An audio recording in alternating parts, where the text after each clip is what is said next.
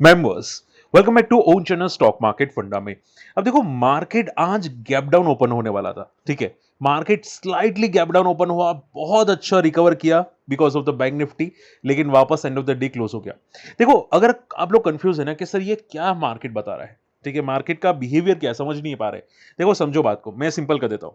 Market का behaviour simple है कि ये मार्केट ऊपर नहीं गया था जब डाउ जोन्स भाग रहा था, ठीक है। तो डाउ जोन्स जो फ्राइडे को कल जो 950 पॉइंट गिरा, Dow Jones already life high पे ट्रेड कर रहा था और पिछले 3 दिन से गिर रहा है। हमारा मार्केट ऑलरेडी लाइफ हाई पे नहीं था, तो इतना ज्यादा रिएक्ट हमारे मार्केट ने नहीं किया। ओके। अब पॉइंट नंबर 2, बैंक निफ्टी बचा रहा है मार्केट को। रीजन आप सभी लोग जानते हैं, मैंने आपको बताया था कि आरबीआई फॉरेन प्लेयर्स को बॉन्ड मार्केट के जरिए लाना चाहती है। इसकी वजह से बैंक निफ्टी लगातार पॉजिटिव होने की कोशिश कर रहा है, बट ग्लोबल मार्केट नीचे है तो बैंक निफ्टी भी ऊपर नहीं जा पा रहा है, ठीक है। तो मार्केट क्या कर रहा है, मार्केट कंसोलिडेट कर रहा है, साइडवेज हो रहा है। अब देखो, अगर मैं सिंपल आंसर करूं ना, तो ये मार्केट बिहेवियर ऐसा हो चुका है कि अगर करंट वीक के अंदर, यानी कि कल फ्राइडे है, ठीक है, अगर करंट वीक के अंदर मार्केट में पुल बैक नहीं आया, तो ये जो क्लोजिंग आ रही है ना, वो थोड़ी नेगेटिव आ रही है, ठीक है। ऐसा नहीं बोलूंगा कि भाई मार्केट क्रैश हो जाएगा, बट मार्केट वापस नीचे जा सकते हो, एक सपोर्ट लेने के लिए जा सकता है, ठीक है। तो कल का मोमेंटम बहुत इंपॉर्टेंट होना चाहिए।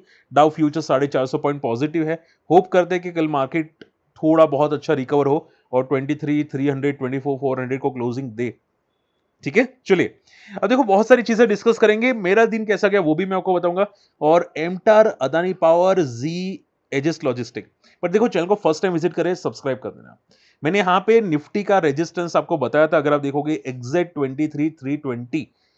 आज निफ्टी इंट्राडे में 327, वहीं से निफ्टी फॉल करता हुआ दिखाई दिया। यहां पे प्रीवियस डे का जो रेजिस्टेंस था, यहां पे, ठीक है, वो मैंने आपको उसी टाइम बताया था कि जहां पे मार्केट में लग रहा था, ठीक है। देखो यहां पे, ठीक है, मार्केट का जोन था, मार्केट 23,300 से लेके 23,320, यहां पे देखो एग्जैक्टली मैंने उसी पहले आपको बताने की कोशिश की थी, ठीक है। उसके बाद मार्केट देखो कितना अच्छा फॉल हुआ।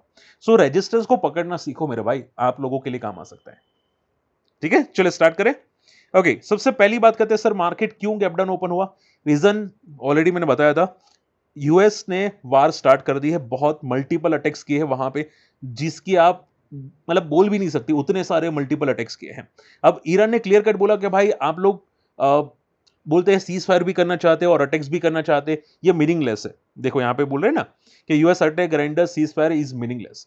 तो टोटल ये कंफ्यूजन क्रिएट हो चुका है कि भाई ईरान नहीं मान रहा है, यूएस बोलता है भाई मार मार के सीधा करो उसको, ठीक है। जैसे बच्चे होते हैं ना, बिगड़े हुए बच्चे, अगर बातचीत से नहीं समझते तो मार मार के सीधा करो, बस उसी तरह यूएस ट्रम्प जो है वो मार मार के सीधा करने की कोशिश कर रहा है ईरान को, ठीक है। अब देखो, इसका solution with in a month वापस आ जाएगा, जैसे कि लास्ट मंथ में भी आया था मार्केट में सॉल्यूशन, और जैसे सीज फायर आया था मार्केट रिबाउंड कर गया था। ये विद इन अ मंथ वापस सॉल्यूशन आएगा, क्योंकि इतना लंबा चीजें नहीं खींच सकती, ठीक है। और वैसे भी इंटर्म इलेक्शंस है यहाँ पे, इंटर्म है यूएस मार्केट के अंदर, सो ज्यादा लंबा खींच नहीं सकता। तो आप ये समझो ज्यादा से ज्यादा वापस महीना होगा, और महीने के अंदर वापस मार्केट में स्टेबिलिटी आने की चांसेस हो सकती है, ठीक है। सो बी रिलैक्स, अभी ज्यादा पैनिक करने की कोशिश मत करना।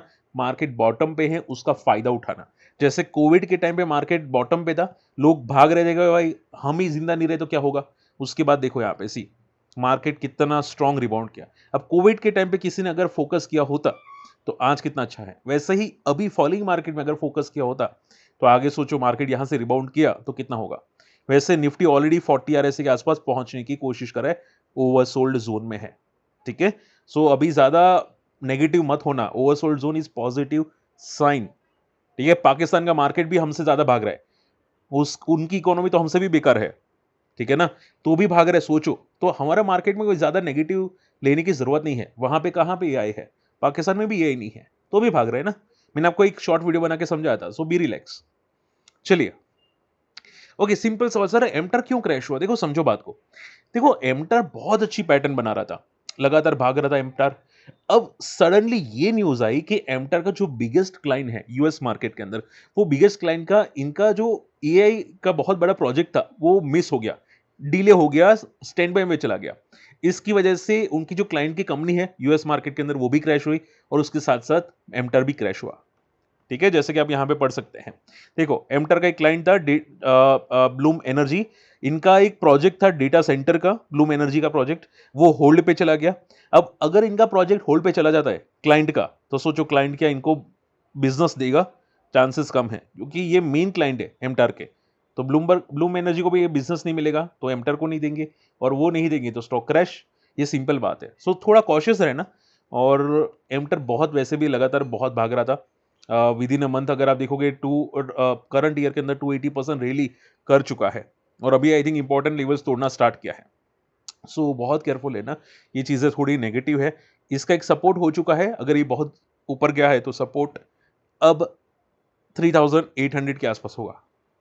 ठीक है, सो बी केयरफुल, थोड़ा कॉशियस रहना, बहुत ही नेगेटिव न्यूज़ है। देखो आज अदानी ग्रुप भी काफी तगड़े पिटे। मुझे काफी लोगों ने कमेंट किया था कि सर अदानी ग्रुप का सपोर्ट क्या है। देखो यहाँ पे अदानी ग्रुप, अदानी पावर के सपोर्ट क्या, पंकज जी ने पूछा था। देखो अदानी ग्रुप का रीजन फॉल का कोई था नहीं आज। ठीक है, इवन बहुत सारे जो ब्रोकरेजेस हाउस है, मैक्वायरी, उन्होंने पॉजिटिव बोला कि भाई अभी रिन्यूएबल या पावर सेक्टर में काफी हद तक डिमांड बढ़ सकती है। आगे जाके फ्यूचर ग्रोथ अच्छा हो सकता है। सीएजीआर ग्रोथ पूरा पावर सेक्टर की बहुत तेजी से बढ़ सकती है। अब अदानी एनर्जी, सॉरी माफ कीजिएगा, twist of tongue, but Adani energy अभी आई थिंक मीटर, एक कंपनी है जो मीटर बनाती है, स्मार्ट मीटर, उसका भी एक्विजिशन किया है। सो ऑर्डर्स बहुत तेजी से मिल रहे हैं। बट प्रॉब्लम सिर्फ एक ही है कि अभी जो मार्केट में फॉल आ रहा है ना, ठीक है, जहां पे मैं आपको बताना चाहूंगा, जस्ट फोकस करना यहाँ पे। देखो ये मिड कैप इंडेक्स, देखो ये फॉल हुआ तब। अब देखो इतना फॉल होना होता है, ठीक है, मिड कैप इंडेक्स को, तो कोई ना कोई स्टॉक तो फॉल होना ही चाहिए। ठीक है, अब वो कौन सा फॉल होगा? जो ज्यादा भागा होगा। तो थोड़ा सा प्रॉफिट बुकिंग अदानी ग्रुप में आ गई, क्योंकि वो ज्यादा भागे थे। बट क्या इसका मीनिंग ये है कि अदानी ग्रुप में रैली खत्म हो गई? अभी ऐसा चांसेस तो नहीं लगता। ठीक है, और वैसे भी मिड कैप इंडेक्स का अभी जो सपोर्ट है वो 59,000 के आसपास है।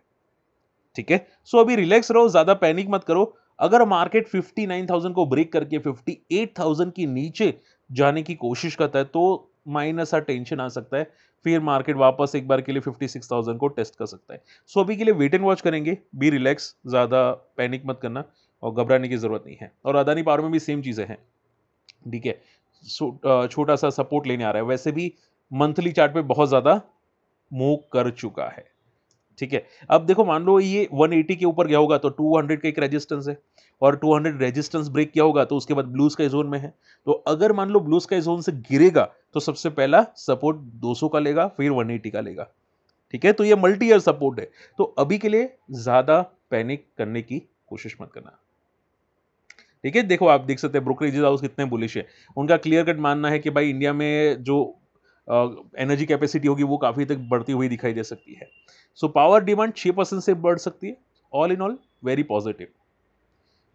जी एंटरटेनमेंट, देखो जी एंटरटेनमेंट ने अभी जो फीफा वर्ल्ड कप आ रहा है, ठीक है, आई थिंक आज से स्टार्ट होने वाला है। काफी लोगों ने कमेंट किया सर हम लोग देख रहे हैं, हम लोग देख रहे हैं। फंड राइजिंग की वजह से जी एंटरटेनमेंट स्टॉक आज बहुत तेजी से भागा। बट देखो याद रखना कि जी एंटरटेनमेंट का स्टॉक बड़ी प्लेयर्स को भी रडार पे है, क्योंकि ये तो मेक और ब्रेक जैसा हो जाएगा कि भाई इनका बिजनेस अब तेजी से बढ़ेगा। लाइक हॉटस्टार, जियो हॉटस्टार है वो, ठीक है, जैसे कि क्रिकेट मैच होती है, वर्ल्ड कप हो गया, आईपीएल हो गया, वैसे ही फीफा क्या इंडिया में इतना बड़ा हो सकता है, क्योंकि कुछ कंट्रोवर्सी होती है तो शायद बड़ा होगा जी एंटरटेनमेंट या फीफा वर्ल्ड कप। ठीक है, तो अभी के लिए ऊपर एक रेजिस्टेंस है 150 का, थोड़ा ध्यान में रखना। और मल्टी ईयर रेजिस्टेंस इसका है 300 का। ये जब तक 300 के नीचे है तब तक वीक ट्रेंड में है। छोटे मोटे पुल बैक्स आएंगे बट ये वीक ट्रेंड में है जब तक ये लेवल ना टूटे, 300 से लेके 350 के आसपास का। ठीक है, तो अभी नियर बाय रेजिस्टेंस है 150 का। जब तक देखते हैं कि फीफा वर्ल्ड कप की वजह से क्या ये ब्रेक कर पाता है, चांसेस कम है बट देखते हैं। आज देखो एजीएस लॉजिस्टिक बहुत तेजी से भागा, और मेरे बिग बुल पैटर्न में था भी नहीं, पता नहीं सडनली क्यों भागा।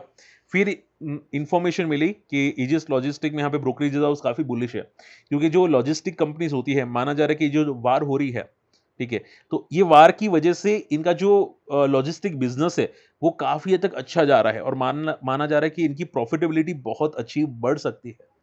ठीक है, क्योंकि देखो लोग सिलेंडर ज़्यादा मंगाते हैं, अर्जेंट रिक्वायरमेंट होती है, तो लॉजिस्टिक कंपनी को ज़्यादा अच्छी मार्जिन मिल जाते हैं, अच्छी प्राइसेस मिल जाते हैं। इसकी वजह से इनके रिजल्ट्स बहुत अच्छे आ सकते हैं। तो ब्रोकरेज हाउस मानना यह है कि भाई 50% का अपसाइड पॉजिटिव है ईजिस लॉजिस्टिक के अंदर। ठीक है, और उसकी वजह से अगर आप देखोगे तो आज बहुत तेजी से ये बंदा भागता हुआ दिखाई दिया है। क्लियर? अब देखो ये जो सेक्टर है ना, बहुत ही वॉलेटाइल सेक्टर है। जब चले तब चांद तक, बाकी गिर जाता है, सो केयरफुल रहना, ठीक है। इसने पिछले 2 साल के अंदर कोई अच्छा परफॉर्म नहीं किया था, अब सडनली ब्रोकरेज हाउस पॉजिटिव हो गए तो भाग गया, ठीक है। ये आप देखो, आप लोग ये समझो कि म्यूचुअल फंड होते हैं ना, वो अंडर वैल्यूड स्टॉक ज़्यादा ढूँढते हैं।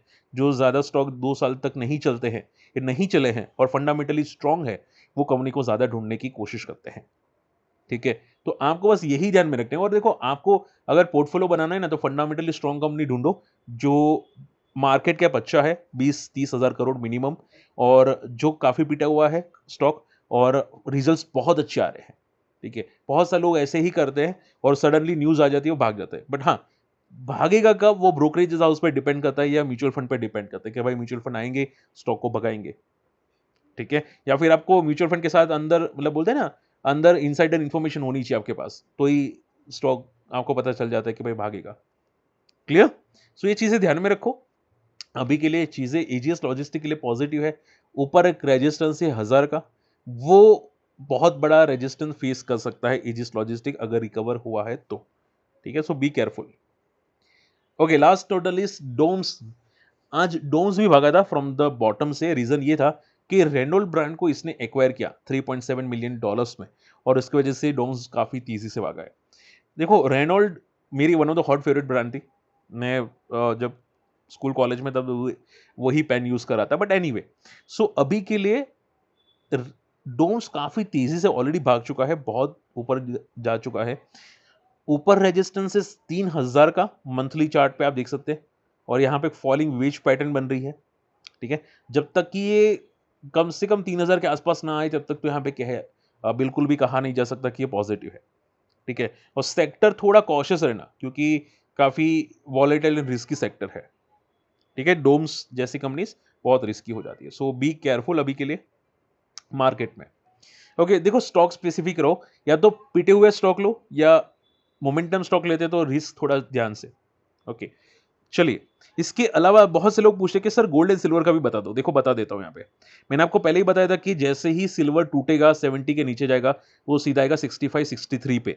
क्लियर आपको बताया था, एकदम क्लियर आपको बताया था। ये इन्वर्टेड हैमर है और ये फॉल करेगा ही करेगा। अगर ये ब्रेक होता है तो चांसेस पूरे थे, और आप देखो कि बहुत तेजी से ब्रेक हुआ। अब यहाँ पे सिल्वर का सपोर्ट है, so be careful, be totally careful, ठीक है, टोटली केयरफुल, क्योंकि आप स्टक हो सकते हैं। और रही बात गोल्ड में, तो मैंने आपको क्लियर बोला था कि $4000 गोल्ड आएगा ही आएगा, उसका बाप भी आएगा, उसकी माँ भी आएगी, आएगा ही आएगा, क्योंकि क्लियर कट यहाँ पे एक वीक्स बना था, वो वीक्स को सपोर्ट लेने के लिए आएगा एक बार के लिए बेस्ड ऑन द चार्ट्स, ठीक है। वो आ चुका है, देखो 4000 आज का ही लो है, ठीक है। सो अभी के लिए इसको सपोर्ट लेने दो। यहाँ पे एक सपोर्ट है, सपोर्ट लेके शायद थोड़ा बहुत बाउंस करे। अब कितना करेगा, कब करेगा, वो कहना मुश्किल है, बट ये थोड़ा सपोर्ट लेने की कोशिश कर सकता है, ठीक है।